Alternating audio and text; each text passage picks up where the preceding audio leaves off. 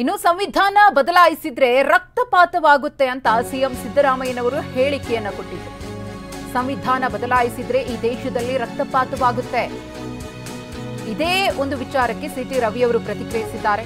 ರಕ್ತಪಾತ ಆಗುವ ಪ್ರಶ್ನೆಯೇ ಬರೋದಿಲ್ಲ ಎಂದಿದ್ದಾರೆ. ಜಗತ್ತಿನ ಯಾವ ಶಕ್ತಿಗೂ ಸಂವಿಧಾನ ಬದಲಿಸಲು ಸಾಧ್ಯವಿಲ್ಲ. ಸಂವಿಧಾನ ತಿದ್ದುಪಡಿಗೆ ಸಂವಿಧಾನವೇ ಅವಕಾಶವನ್ನ ಮಾಡಿಕೊಟ್ಟಿದೆ. ಈಗಾಗಲೇ ಹೇಳಿದಂಗೆ ಕಾಂಗ್ರೆಸ್ 95ಕ್ಕೂ ಹೆಚ್ಚು ಬಾರಿ ತಿದ್ದುಪಡಿಯನ್ನ ಮಾಡಿದೆ. ಅನೇಕ ಸಂದರ್ಭಗಳಲ್ಲಿ ವಿಪಕ್ಷಗಳನ್ನ ಗಣನೆಗೆ ತೆಗೆದುಕೊಳ್ಳದೆ ಸಂವಿಧಾನದಲ್ಲಿ ತಿದ್ದುಪಡಿಯನ್ನ ತಂದಿದೆ ಅಂತ ಸಿಟಿ ರವಿ ಹೇಳಿಕೆಯನ್ನ ನೀಡಿದ್ದಾರೆ. ಜಗತ್ತಿನ ಯಾವ ಶಕ್ತಿಗಳು ಕೂಡ ಸಂವಿಧಾನ ಬದಲಾಯಿಸೋದಕ್ಕೆ ಅವಕಾಶ ಇಲ್ಲ.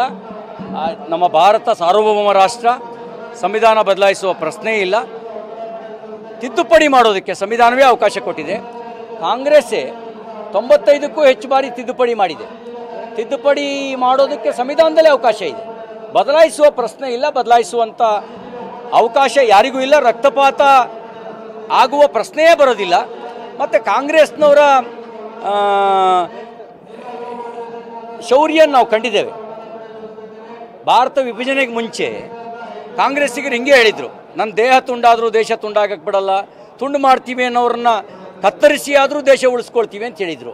ಕಾಂಗ್ರೆಸ್ನವರೇ ಅವ್ರು ಸೈನ್ ಹಾಕ್ಬಿಟ್ರು. ದೇಶ ತುಂಡು ಮಾಡೋಕ್ಕೆ ಅವರೇ ಸೈನ್ ಹಾಕ್ಬಿಟ್ರು. ಇನ್ನು ಸಂವಿಧಾನ ಯಾರೂ ಮುಟ್ಟೋ ಪ್ರಶ್ನೆನೇ ಇಲ್ಲ. ಸಂವಿಧಾನ ಶಕ್ತಿ ಕೊಡ್ತೀವಿ. ಸಂವಿಧಾನಕ್ಕೆ ಮೋದಿಯವರು ಬಂದ ಮೇಲೆ ಸಂವಿಧಾನಕ್ಕೆ ಬಲ ಬಂದಿದೆ. ಸಂವಿಧಾನ ಗೌರವ ದಿವಸ ಅನ್ನೋದನ್ನು ಆಚರಣೆಗೆ ತಂದಿದ್ದೇನೆ ಪ್ರಧಾನಮಂತ್ರಿ ನರೇಂದ್ರ ಮೋದಿಯವರು ನವೆಂಬರ್ 26ನೇ ತಾರೀಕು. ಅದಕ್ಕಿಂತ ಕಾಂಗ್ರೆಸ್ ಅದನ್ನು ಲಾ ಡೇ ಅಂತ ಕರಿತಿದ್ರು, ಅದನ್ನು ಕಾನೂನು ದಿನ ಅಂತ ಕರಿತಿದ್ರು.